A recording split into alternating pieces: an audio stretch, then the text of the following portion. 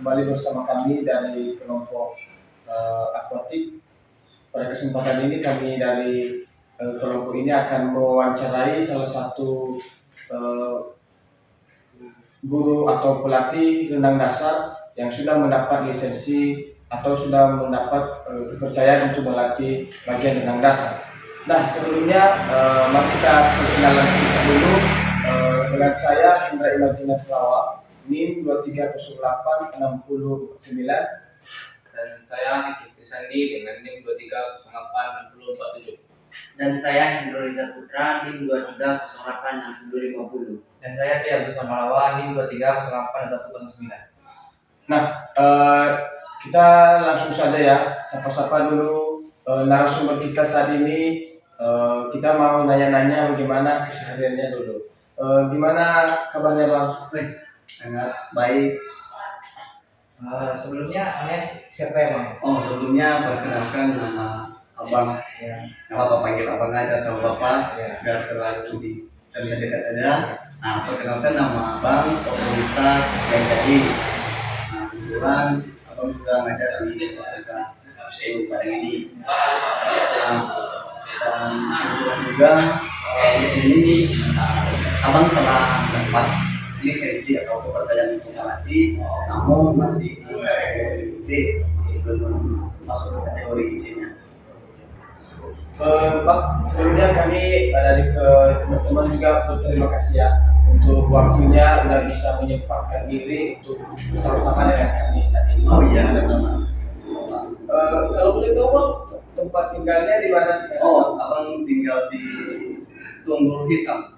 Ya, Dadok Tunggul Hitam. ya. Ya, di situ abang tinggal dekat DPR 5 di sana abang tinggal.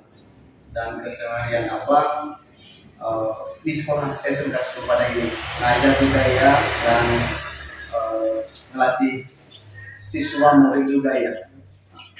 Berarti kalau kita ajak abang ini renang ya boleh ya? Boleh. Kapan ada waktu boleh masuk. Mungkin ada abang, nanti abang kasih nomor. Kalau boleh tahu Bang, menurut pengalaman Abang ya, seorang pelatih itu bagaimana melatih seorang siswa atau seorang siswa yang awalnya tidak bisa berenang menjadi bisa berenang? Bagus, pertanyaan yang sangat bagus ini. Dimana yang namanya akuatik ini atau renang ini tidak semua orang tahu dan tidak semua murid dapat paham dalam waktu beberapa hari atau sekitar 2 hari 3 hari. Namun cara melatih murid yang masih belum dimulai dari istilahnya dari nol. Yang pertama itu pengenalan air. Nah, dimana pengenalan air ini dulu sebelum pelatih membawa murid atau siswanya ke kolam, pelatih dulu membiarkan muridnya untuk beradaptasi istilahnya. Biar siswanya paham dengan air. Contohnya pelatih membiarkan mereka masuk dulu bermain aja di dalam kolam atau di dalam air, biar siswanya atau muridnya paham dan bisa beradaptasi dengan airnya. Nah, yang kedua teknik pernapasan. Sebelum pelatih melakukan penyampaian gerakan-gerakan teknik dasar renang, seorang pelatih dulu memberitahu bagaimana tata cara pengambilan nafas. Pengambilan nafas itu pada saat di atas air dan bagaimana cara misalnya pada di dalam kolam. Nah, dan yang ketiga itu seorang pelatih juga harus mengerti dan memahami bagaimana posisi tubuh seorang siswa, di mana seorang pelatih juga harus melatih mengetahui bagaimana tata caranya supaya murid dapat paham nanti mengetahui posisi tubuh pada saat melakukan gerakan, contohnya renang gaya dada, gaya bebas, dan ngapu. Nah, berikutnya lagi latihan dasar. Nah, gimana latihan dasar ini? Seorang pelatih juga harus lebih dulu memberikan sedikit latihan atau pengembangan latihan, tapi dengan pengembangan latihan yang ringan, tidak terlalu membebani siswanya atau murid. Dan yang terakhir itu pelatih harus memulai dengan teknik dasar dulu. Dimulai dari gerakan tangannya, baru setelah tambah dengan gerakan tangannya, masuk gerakan kakinya. Nah, setelah gerakan tangan dan kaki itu udah didapat oleh siswa atau muridnya, baru seorang pelatih pelan-pelan mengkoordinasikan gerakan tersebut. Contohnya renang gaya dada. Renang gaya dada dimulai dari contohnya dulu dari gerakan tangannya saja. Lurus, putar. Nah, setelah paham siswa itu gerakan tangannya, baru masuk ke kaki. Nah, setelah paham kaki, baru seorang pelatih pelan-pelan mengkoordinasikan gerakan tersebut. Nah, dan yang terakhir itu pembinaan. Nah, pembinaan ini dimana seorang pelatih membina, mendidik, dan sekaligus mencobakan, dimana jarak mencobakan dari jarak 10 meter. Setelah bisa 10 meter, tingkatkan 15 meter. Setelah bisa 15 meter, baru 25 meter.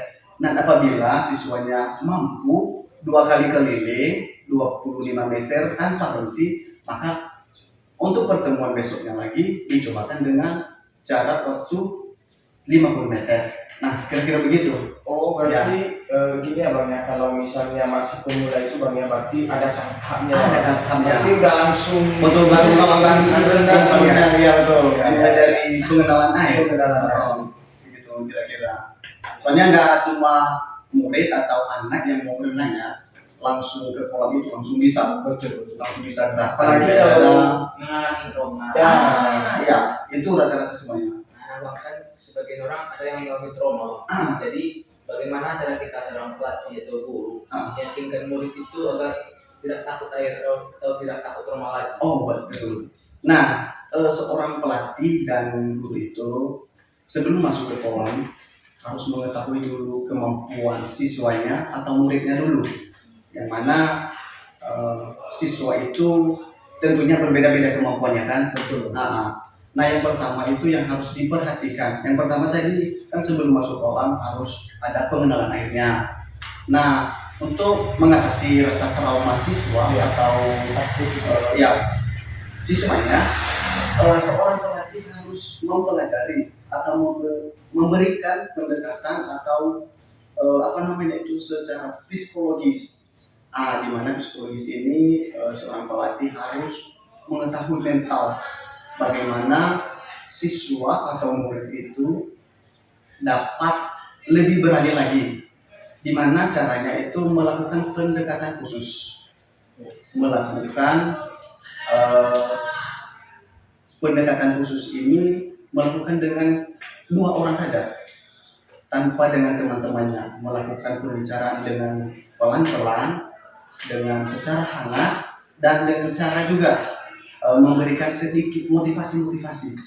Nah, contohnya motivasi ini nantinya apabila Anda semua atau siswa-siswa Anda semua nanti mampu melakukan gerakan renang ini, nanti bisa masuk ke olimpiade, bisa jadi urusan sekolah, dan bahkan bisa berdaya saing dengan tingkat nasional, dunia pun bisa. Nah, itu bisa menggali motivasi seorang murid atau seorang anak yang ingin menjadi atlet. Berarti biar ada rasa percaya diri Bang ya. Dari yang takut berarti ada pendekatan ya dari guru. Sebelumnya dulu melakukan pendekatan khusus dan yang berikutnya melakukan tata cara masuk kolam dulu dengan diawasi dengan seorang pelatih. Tidak boleh dilepas. Pelatih harus berada di sampingnya. Apabila pelatih tidak masuk ke kolam, otomatis murid siswanya itu trauma juga. Nah, itu begitu caranya. Sampai sini guys sih Bang, kami udah paham dan penjelasan dari Abang ya. Mungkin kalau ada lagi yang perlu kami gali lagi nanti Bang, boleh. Masih belajar, kami mau lebih dalam lah sering-sering nanti minta lagi waktunya. Boleh. Soalnya ilmu dari Abang ini juga sangat membantu kami dalam proses kerja.